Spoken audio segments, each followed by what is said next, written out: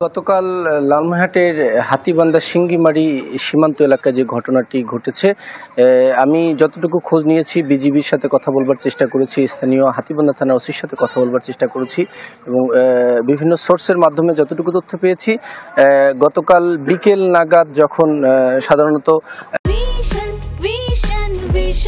100% copper কন্ডেন্সারে তৈরি vision fridge, তাই গুণে মানে অটুট থাকে বছরের পর বছর। এই সীমান্ত এলাকাগুলোতে বাংলাদেশি যে অংশগুলো থাকে সেখানে বাংলাদেশিরা সাধারণত কৃষিকাজ করে থাকেন। গরু ছাগল বিস্তীর্ণ যে চারণভূমি থাকে সেগুলোতে কিন্তু গরু ছাগল তারা ছেড়ে দেন, সেখানে সব সময় তারা কৃষি কাজের পাশাপাশি গরু ছাগলগুলো তারা কিন্তু পোষেন। তো বিকেল নাগাদ চারজন বাংলাদেশিরা যেটি অভিযোগ করছেন যে এই সময়ে চারজন বিএসএফ এর জওয়ান তারা বাংলাদেশি অংশে প্রবেশ করে এবং তাদের গরু ছাগলকে তারা শুরু করে এবং একটা পর্যায়ে কৃষকদেরকেও তারা শুরু করে। কৃষকরা তখন তাদের যে বিভিন্ন ক্ষেত খামারে কাজ করছিল সেখান থেকে ছুটোছুটি শুরু করে।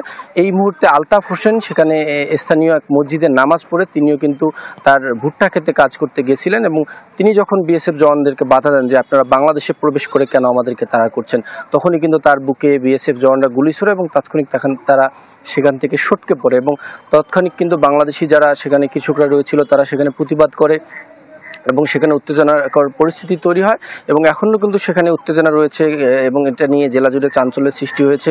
তো আমি সর্বশেষ খোঁজ নেবার চেষ্টা করেছি, স্থানীয় সূত্র বলছে যে আলতাফ হোসেন গুলিবিদ্ধ হলে আরও 2 জন আহত আছেন যারা অজ্ঞাত স্থানে চিকিৎসাধীন রয়েছেন এবং গতকালকে বিজিবি কিন্তু পতাকা বৈঠক করে প্রতিবাদ জানিয়েছে। সারিকা।